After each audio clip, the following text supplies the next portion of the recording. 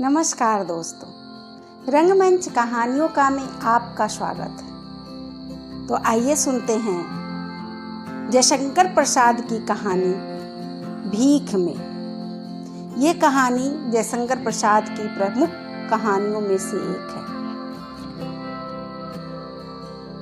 भीख में। खपरल दालान में कंबल पर मिन्ना के साथ बैठा हुआ ब्रजराज मन लगाकर बातें कर रहा था। सामने ताल में कमल खिल रहे थे। उस पर से भीनी भीनी महक लिए हुए पवन धीरे धीरे उस झोपड़ी में आता और चला जाता था। माँ कहती थी, मिन्ना ने कमल की केसरों को बिखराते हुए कहा। क्या कहती थी? बाबूजी परदेश जाएंगे, तेरे लिए नेपाली टट्टू लाएंगे। तू घोड़े पर चढ़ेगा कि टट्टू पर? पागल कहीं का। नहीं, मैं टट्टू पर चढ़ूंगा, वह गिरता नहीं। तो फिर मैं नहीं जाऊंगा। क्यों नहीं जाओगे? मैं अब रोता हूँ। अच्छा, पहले यह बताओ कि जब तुम कमाने लगोगे तो हमारे लिए क्या लाओगे? खूब ढेर सारा रुपया, कहकर मिन्ना ने अपना छोटा सा हाथ जितना ऊंचा हो सकता था उठा लिया। सब रुपया मुझको ही दोगे ना? नहीं, माँ को भी दूंगा। मुझको कितना दोगे? थैली भर। और माँ को? वह बड़ी वाली काठ वाली संदूक में जितना भरेगा। तब फिर माँ से कहो, वही नेपाली टट्टू ला देगी। मिन्ना ने झुंझलाकर ब्रजराज को ही टट्टू बना लिया। उसी के कंधों पर चढ़कर अपनी साध मिटाने लगा।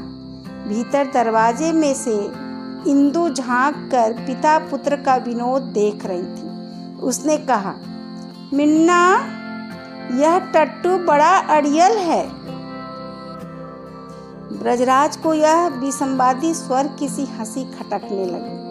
आज ही सवेरे इंदो से बड़ी खटकार सुनी थी। इंदो अपने गृहिणी पद की मर्यादा के अनुसार जब दो चार खरी खटी सुना देती तो उसका मन विरक्ति से भर जाता। उसे मिन्ना के साथ खेलने में, झगड़ा करने में और सलाह करने में ही संसार की पूर्ण भावमयी उपस्थिति हो जाती। फिर कुछ और करने की आवश्यकता ही क्या है? यही बात उसकी समझ में नहीं आती। रोटी बिना भूखों मरने की संभावना न थी, किंतु दो को इतने ही संतोष नहीं। इधर ब्रजराज को निठल्ले बैठे हुए माली के हाथ कभी कभी चुहल करते देखकर तो और भी जल उठती। ब्रजराज यह सब समझता हुआ भी अनजान बन रहा था। उसे तो अपनी खपरैल में मिन्ना के साथ संतोष ही संतोष था, किंतु आज वह ना जाने क्यों मिन्ना उठा। मिन्ना, अड़ियल टट्टू भागते हैं तो रुकते नहीं और राह करा भी नहीं देखते। तेरी माँ अपने भीगे चने पर रोब गांठती है, कहीं इस टट्टू को हरी हरी धूप की चाट लगी तो? नहीं मिन्ना, रूखी सूखी पर लिभा लेने वाला ऐसा नहीं कर सकते। कर सकते हैं मिन्ना, कह दो हाँ। मिन्ना घबरा उठा था। यह तो बातों का नया ढंग था। वह समझ न सका। उसने कह दिया, हाँ कर सकते हैं। चल देख लिया ऐसे ही करने वाले, कहकर जोर से किवाड़ बंद करती हुई इंदो चली गई। ब्रजराज के हृदय में विरक्ति चमकी। बिजली की तरह कौंध उठी घृणा। उसे अपने अस्तित्व पर संदेह हुआ। वह पुरुष है या नहीं? इतना कशाघात, इतना संदेह और चतुर संचालन। उसका मन घर से विद्रोही हो रहा था। आज तक बड़ी सावधानी से कुशल महाजन की तरह वह अपना सूद बढ़ाता रहा। कभी स्नेह का प्रतिदान लेकर उसने इंदो को हल्का नहीं होने दिया था। इसी घड़ी सूद दर सूद लेने के लिए उसने अपनी विरक्ति की थैली का मुंह खोल दिया। मिन्ना को एक बार गोद में चिपका कर वह खड़ा हो गया।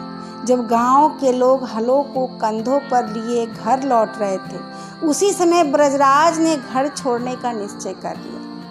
जालंधर से जो सड़क ज्वालामुखी को जाती है, उस पर इसी साल से एक सिख पेंशनर ने लाड़ी चलाना आरंभ किया। उसका ड्राइवर कलकत्ते से सीखा हुआ फुर्तीला आदमी, सीधे साधे देहाती उछल पड़े, जिनकी मनौती कई साल से रुकी थी।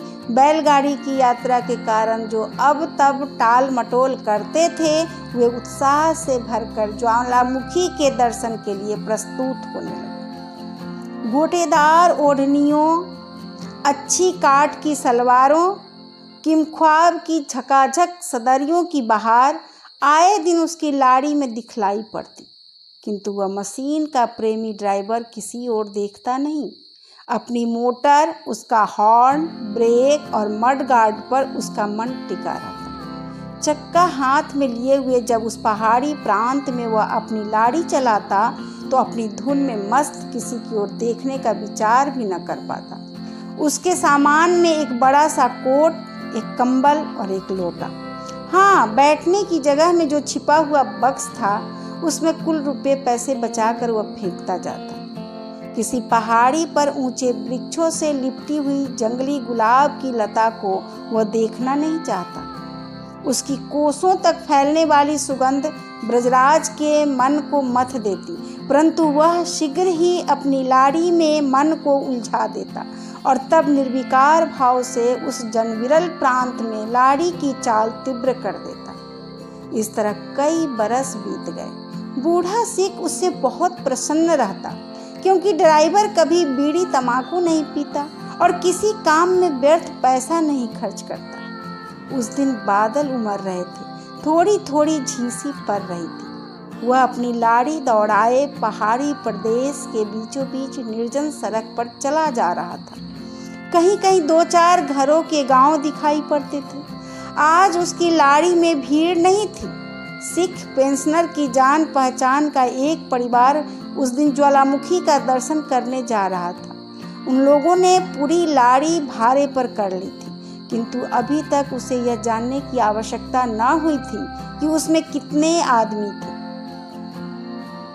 उसे इंजन में पानी की कमी मालूम हुई कि लाड़ी रोक दी गई। ब्रजराज बाल्टी लेकर पानी लाने गया। उसे पानी लाते देखकर लाड़ी के यात्रियों को भी प्यास लग गई। सिख ने कहा, ब्रजराज, इन लोगों को भी थोड़ा पानी दे देना। जब बाल्टी लिए वह यात्रियों की ओर गया, तो उसको भ्रम हुआ कि जो सुंदरी स्त्री पानी के लिए लोटा बढ़ा रही है, वह कुछ पहचानी सी है। उसने लोटे में पानी उड़ेलते हुए अन्यमनस्क की तरह कुछ जल गिरा भी दिया, जिससे स्त्री की ओढ़नी का कुछ अंश भीग गया। यात्री ने झिरक कर कहा, भाई जरा देख कर, किंतु वह स्त्री भी उसे कनखियों से देख रही थी। ब्रजराज शब्द उसके कानों में गूंज उठा था। ब्रजराज अपना सीट पर जा बैठा। बूढ़े सिख और यात्री दोनों को ही उसका यह व्यवहार अशिष्ट सा मालूम हुआ, पर कोई कुछ बोला नहीं। लाड़ी चलने लगी। कांगड़ा की तराई का यह पहाड़ी दृश्य चित्रपटों की तरह छन छन पर बदल रहा था। उधर ब्रजराज की आंखें कुछ दूसरे ही दृश्य देख रही थी। गांव का वह ताल जिसमें कमल खिल रहे थे, मिन्ना के निर्मल प्यार की तरह तरंगायित हो रहा था, और उस प्यार में विश्राम की लालसा।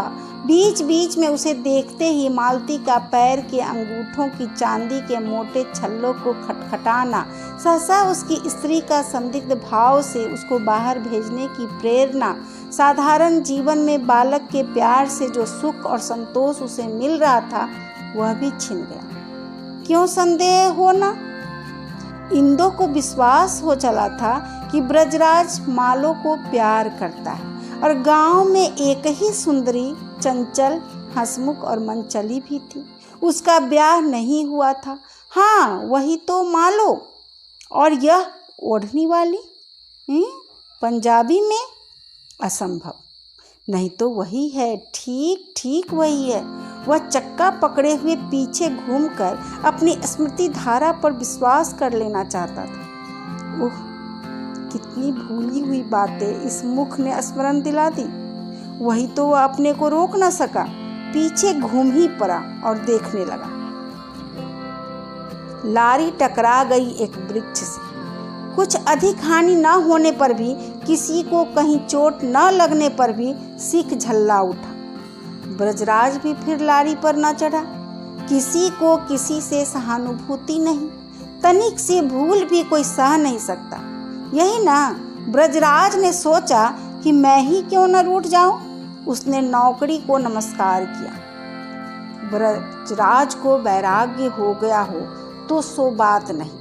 हाँ, उसे गृहस्थ जीवन के सुख के आरंभ में ही ठोकर लगी। उसकी सीधी साधी गृहस्थी में कोई विशेष आनंद न था। केवल मिन्ना की अटपटी बातों से और राह चलते चलते कभी कभी मालती की चुहल से हल्के शरबत में 2 बूंद हरे नींबू के रस की सी सुगंध तरावट में मिल जाती थी। वह सब गया। इधर कलकत्ते के कोलाहल में रहकर उसने ड्राइवरी सीखी। पहाड़ियों की गोद में उसे एक प्रकार की शांति मिली। 2-4 घरों के छोटे छोटे से गांवों को देखकर उसके मन में विरागपूर्ण दुलार होता था। वह अपनी लाड़ी पर बैठा हुआ उपेक्षा से एक दृष्टि डालता हुआ निकल जाता। तब वह अपने गांव पर मानो प्रत्यक्ष रूप से प्रतिशोध ले लेता। किंतु नौकरी छोड़कर वह क्या जाने कैसा हो गया।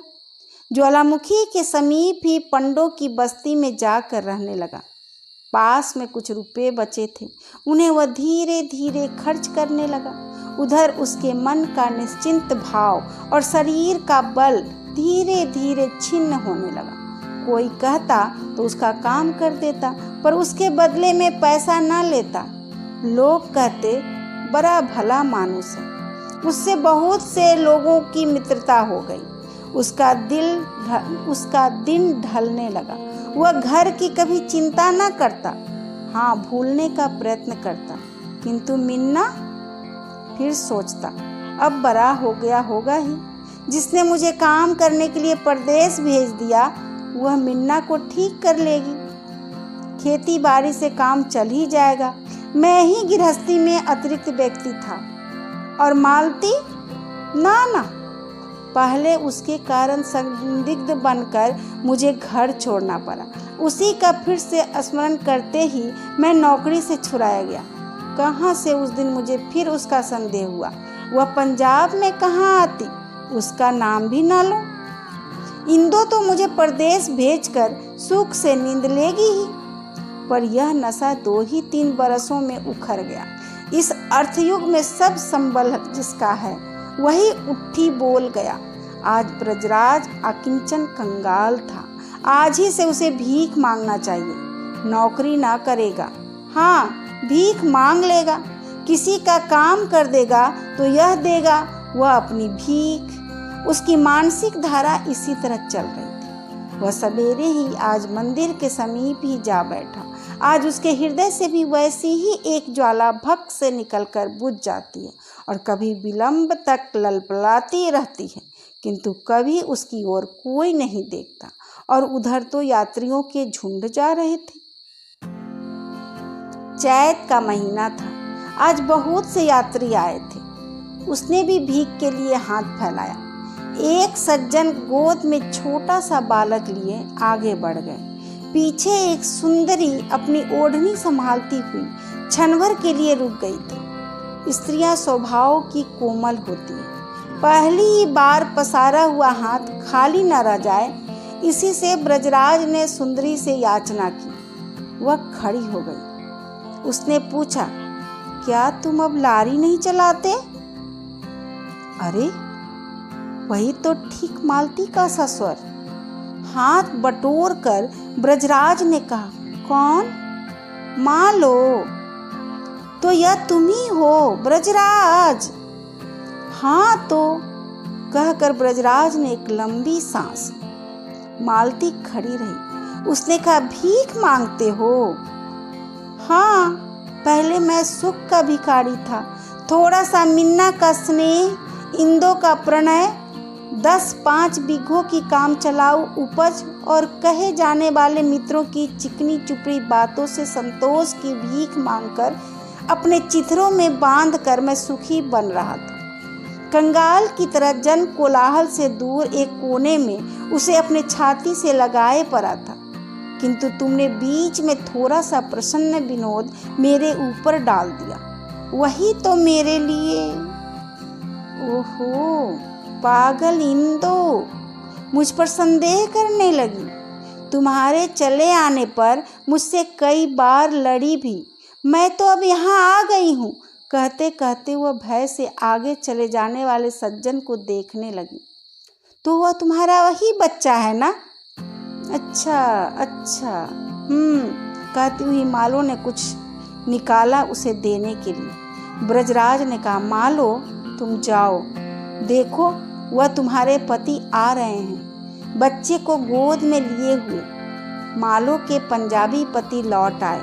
मालती उस समय अन्यन्मस्क, क्षुब्ध और चंचल हो रही थी। उसके मुंह पर क्षोभ, भय और कौतूहल से मिली हुई करुणा थी। पति ने डांट कर पूछा, क्यों?